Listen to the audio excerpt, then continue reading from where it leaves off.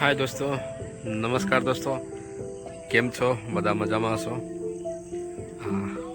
विडियोनी अंदर आप सौ मित्रों दोस्तों हार्दिक स्वागत है। तो शुरुआत करिए दोस्तों। पश्चिम तरफथी आवेલું પવન કંઈક નવું વસ્તુ લઈને આવતો હતો। તે આકાશમાંથી આવ્યો તો જે લતા મંડપો હતી એ એમના જોડે આવી અને તેમના આવાથી તેમના સ્મિતથી જે વૃક્ષો હતા એ ફળ ફૂલોવાળા બન્યા।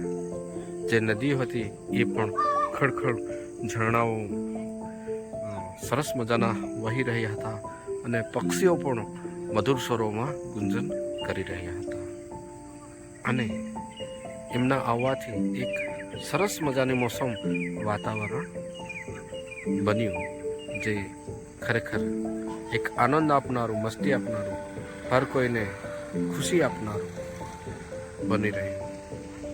એમના સ્મિતથી આખું વાતાવરણ આહ્લાદક, મોહક અને અદ્ભુત લાગી રહ્યું હતું। તો દોસ્તો, એવી રીતના જ આપણા જીવનની અંદર સ્મિત, ખુશી અને એ મુજબ વાણી, એ મુજબ જો આપણે જીવનને આગળ વધાવીએ તો આપણું જીવન, જિંદગી એ પણ ખુશનુમા ગુલાબની મહેકની જેમ ખીલી ઉઠે છે અને જીવન જીવવાની એટલી બધી મજા પડી જતી હોય છે કે આપણે આપણા આનંદ જે હોય એ બમણો થતો જાય છે, ખુશી પણ એ રીતના વધતી જાય છે। તો એવા કેટલાક સુંદર ઉદાહરણો છે જેને આપણે જોઈએ દોસ્તો। યુરોપની એક રાણી હતી, એના પતિ જોડે એમને તકરાર થઈ ગઈ એટલે એમણે જે રાણી હતી એમના જે શબ્દોને લીધે પતિને થોડી ચચરાટ લાગી એટલે તે પોતાના શયનખંડની અંદર ઓરડામાં ભરાઈ બેઠો। તો થોડા સમય પછી ત્યાંની જે રાણી હતી તે આવે છે અને કહે છે કે હું રાણી છું, આ વિસ્તારની તો બારણું ગાડો, પણ કોઈ જવાબ આવ્યો નથી। પણ એ જ સ્ત્રી ફરીવાર થોડા સમય પછી પાછી આવે છે અને કહે છે હું તમારી સ્ત્રી છું, પ્લીઝ બારણું ગાડો। આ રીતે એમના વાણીની અંદર એક પ્રકારનો ભાવ હતો, ઉન્માદ હતો। કહેવાનો મતલબ એ કે સ્ત્રીને જે રીતના સૌંદર્યતા હોય છે તે રીતના પુરુષને એની શાલીનતામાં, સ્વમાનમાં એક પ્રકારનું સભ્યતા હોય છે, વિવેકતા હોય છે, સ્વમાન હોય છે। એ રીતના આપણે દોસ્તો આગળ વધુ સમજીએ। ડ્યુક માર્લબરો યુરોપ પર સામ્રાજ્ય ચલાવતો। તેની તે ઇંગ્લિશ તો એટલું ખરાબ લખતો, જોડણી પણ એટલી ખરાબ હતી, પણ તેનું સ્મિત અને તેની રીતભાત એટલી સુંદર હતી દોસ્તો કે તે હરેક વ્યક્તિ ઉપર પોતાના જે આ વ્યવહારથી રાજ કરતો હતો। દુશ્મન હોય એના એ પણ પોતાની કટ્ટરતા ભૂલાવીને તેના જોડે તેના મોહમાં આવી જતો। એ રીતના તેની સ્મિત અને વાણી હતી એટલે કટ્ટરતા એમની સાથે રહેતી નહીં હતી, એટલે પૂરા સામ્રાજ્ય પર તે રાજ કરતો વાણી અને સ્મિત।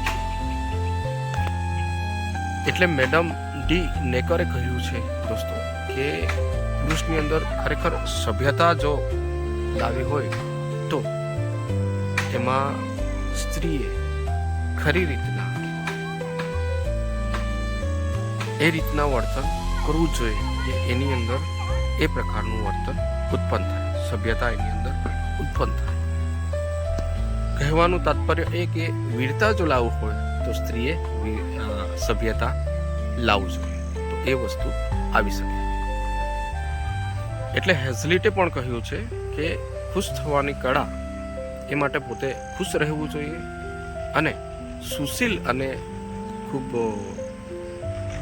સારા બનવા માટે પોતે પોતાનાથી સંતુષ્ટ રહેવું જોઈએ અને અન્યથી પણ એ રીતના સંતુષ્ટ રહેવું જોઈએ. દોસ્તો, બીજું ઉદાહરણ જોઈએ. આર્થર એન કાવા, જેને હાથ પગ ન હતા, તો એ કઈ રીતના ખાતો પીતો હશે. એ રીતના એનો એક વ્યક્તિ હતું, તે આતુર બન્યો કે મારે એ વિશે જાણવું છે. તો એ આર્થર કાવા પાસે જાય છે અને એ ત્યાં જેવો જાય છે તો એમનો મોહક રીતભાત, એનો વ્યવહારથી એટલે આ અસ્કમંજસમાં પડી જાય છે, એટલો ખોવાઈ જાય છે, એટલો મોહિત થઈ જાય છે કે પોતાની જે આતુરતાની જે ઉમેદ હતું એ પણ એ ભૂલી જાય છે. તો આ રીતના અન્ય ઉદાહરણો આપણે જોઈશું. દોસ્તો, એમ કહેવાય છે કે ગેટે જ્યારે વિશ્રાંતિ ગૃહની અંદર જે દાખલ થતો હતો ત્યારે એમની રીતભાત, એમનો વ્યવહારને લીધે ત્યાંના જે લોકો છે, ત્યાંના જે રસોઈયા છે, કે ત્યાંના જે માણસો છે, એ પણ પોતાના સરીકાટા એ સાઈડ પર મૂકી દેતા, એ ભૂલી જતા હતા. એટલી એનો પ્રભાવ હતો. વેન્ડલ ફિલિપ્સ એક વકૃત્વ, એનામાં એક અજબની શક્તિ હતી દોસ્તો, કે તેને લોકો તેના વકૃત્વ સાંભળવા માટે કલાકોના કલાક સુધી તે લોકો બેસી રહેતા હતા. અજબની ગજબની એ રીતના તેની શક્તિ હતી અને વર્ણન કરવાની એટલી સૂક્ષ્મ ત્રેવડ હતી કે તે એટલું સરસ સમજાવતો, એટલું સરસ વાતચીત કરતો કે એનાથી ઘણા લોકો પ્રભાવિત થઈને કલાક, 2 કલાક, 3 કલાક એ રીતના ઘણા સમય સુધી તેને સાંભળવા માટે આતુર બનતા અને એમનો જે પ્રભાવ છે, વકૃત્વ શક્તિ છે, એમાં તલ્લીન, રસમયતા અને એટલા આનંદિત થઈ જતા કે તૃપ્ત થઈ જતા, ખુશ થઈ જતા. એ રીતના વેન્ડલ ફિલિપ્સનો એ રીતના પ્રભાવ હતો. કંઈક કુદરતી જો ખામીવાળું કે કાંઈ પણ હોય, પણ એને ગુણ રાખીને સારી રીતભાત, દયાળુ અને સહાનુભૂતિ, ત્યાર પછી વ્યવહાર અને જીવનની અંદર કંઈક સારી બાબતોને લઈને જો આપણે આગળ જઈએ દોસ્તો, તો એનાથી ચોક્કસ જે સૌંદર્યતા છે એની અંદર વધારો થાય છે. તો એવી કેટલીક ઘણી બાબતો હતી જે વિડીયોને માધ્યમથી દોસ્તો આપ સમક્ષ હું પ્રસ્તુત થયો. તો આ વિડીયો તમને ગમશે તો ચોક્કસથી કમેન્ટ, શેર, સબસ્ક્રાઈબ કરજો અને આ જિગ્નેશ કુમાર ક્રિએટરને જરૂરથી લાઈક પણ કરજો. તો દોસ્તો, આપણું જીવન સુંદર અને સલામત ભર્યું અને ખૂબ સારી રીતે જીવનયાપન કરો એવી ખૂબ ખૂબ શુભેચ્છાઓ. થેન્ક યુ દોસ્તો. જય ભારત.